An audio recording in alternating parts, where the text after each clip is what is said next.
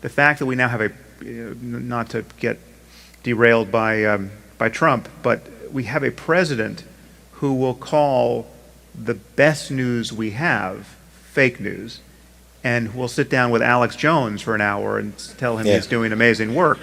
Right? I have a hypothesis about Breitbart, by the way. So Bloomberg has always been viewed as generally respectable by me and many people I know.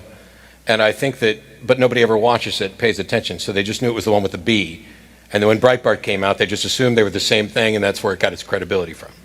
Yes. Somehow I don't think that explains it. I'm not completely convinced, but... But it is the fact that confirmation bias and the fact that our epistemology, just the totality of our fact-checking and reality testing and truth claim forming is now hostage to politics in this way, left and right. I mean, some of the most egregious violations now are on the left, and that's why so many of us who are liberal spend a lot of time. I mean, I've certainly spent too much time criticizing the right and criticizing Trump in particular. I think I've exhausted the patience of everyone, even the people who agree with me, in terms of how often I touch the topic of Trump. But I do spend as much time worrying about the excesses on the left, because the left is where we have to get this right? The place where the primacy of free speech is never lost sight of, and tolerance of diversity is a norm we never want to lose touch with. That is just being nullified by this kind of moral panic on the left. If you told me that tomorrow at a university someone would be deplatformed and anyone who showed up to hear that talk would be spat upon by an angry mob, I could predict with probably 99% confidence that was a leftist phenomenon, or that the people in that crowd were as far to the left politically as we find. And that is a cancer that we have to find some way of combating at this point. It's a bizarre twist, I think, from what my original perceptions were. As an outspoken atheist, skeptic, humanist, I have traveled around to universities. I've debated in churches, and I've engaged with people who are awful, like genuinely awful people in debates. And I don't normally sum up the whole of somebody's character and say they're awful. Even when Billy Graham died the other day, I wasn't glad that he was dead because he was an enemy.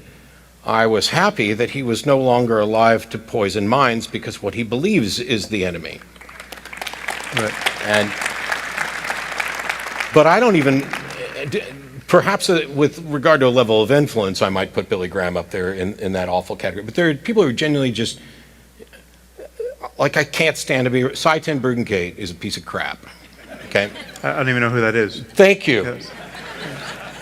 Yes. Applaud if you saw the debate with me and Cy. Yeah. Cy is an annoying presuppositionalist who doesn't even know what he's talking about and genuinely has a problem with women and respect and all sorts of stuff. Not worth your time, ever. Okay, well, you're welcome. You just saved me some time that I don't have. But so recently we announced, actually both of us are doing events with Jordan Peterson. Right. Mine's in April in Toronto.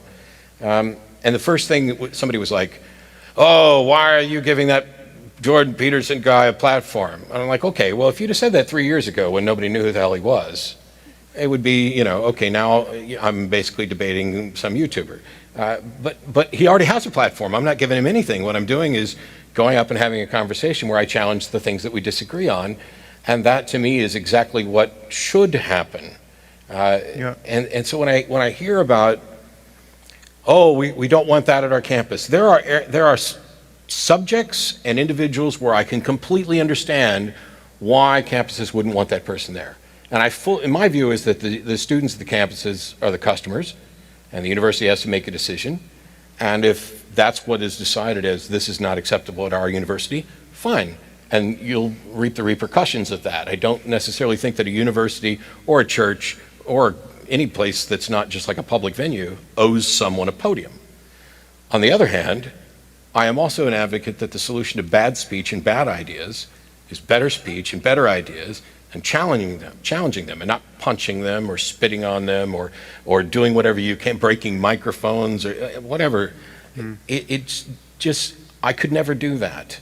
And it frustrates me that people don't understand that the protections of free speech to come and say things that are unpopular are the very things that they depend on when they want me to come speak at their university, when they want you to come speak.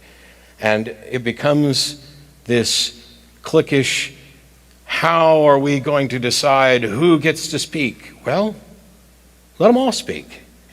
Yeah. Sometimes the audience isn't going to show up.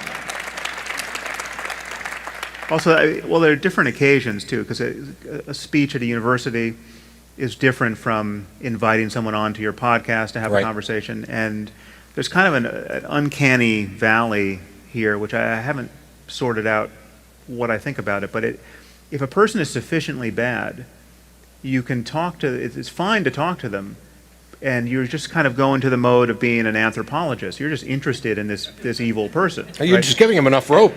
But no one in your audience would say you've given a platform to Charles Manson or Ted Bundy or like if you can get an interview with a serial killer, well, why not do it? It's an interesting conversation to have, right? You just won my wife's heart. Yeah. She's fascinated with serial killers and interviews with them. And right. So I mean, I've often thought like it would be interesting to sit down with the Unabomber and have a conversation, right? Because he's probably nuts, but he also is smart and nuts, and he has all of these weird ideas, which I mean, perhaps you recall his manifesto. Many people have put sections of that in blog posts or in books, leaving off the author or putting the author. You don't find out the author's name until you've turned the page. And there are stretches that it can seem quite reasonable, especially given how it anticipates some of the problems we've had with technology. So, in any case, if I sat down with Ted Kaczynski, I would not have to spend any time signaling to my audience that I disapprove of what he's done, right? We're going to spend the first half hour here talking about just how bad it is to send bombs in the mail trying to kill innocent strangers. But if the person isn't nearly that bad, if they're just somebody who has shady views, then the onus is on you, the interviewer, to spend a lot of time describing just how repugnant you consider their views to be, and it's a real challenge because we all know people who get the balance wrong and get penalized for just who they were willing to talk to. And I've made some, I've been public about this. There's some people who have said, I see no reason to have on my podcast, but even though many people online say they want me to talk to them, because I don't actually consider them kind of morally serious interlocutors, but it's Is that why you haven't had me on yet? It's a hard balance to find. What was that? I said, is that why you haven't had me on yet? No, you've been on. You perhaps weren't aware of it, but it is frustrating. I've used your audio on my podcast. Wow. You've been on there. It is frustrating, though, because one of the things I despise is the very idea that I need to use a disclaimer all the time. So I think people get frustrated, but I know I do. The following views expressed do not represent blah, blah, blah, blah, blah, blah. That shouldn't be required. And the mere fact that I'm having a conversation with someone who I would suspect most people would realize I disagree with, I may ask questions in order to elicit responses so that I can actually do a better job of pointing out where there are problems there. But merely asking the questions and allowing them to answer is on occasion being viewed as me giving them, you let that theist talk way too much. Yeah.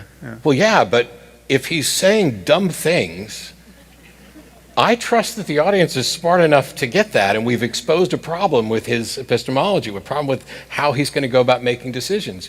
Right. I don't want to do disclaimers. This is a disclaimer for the future.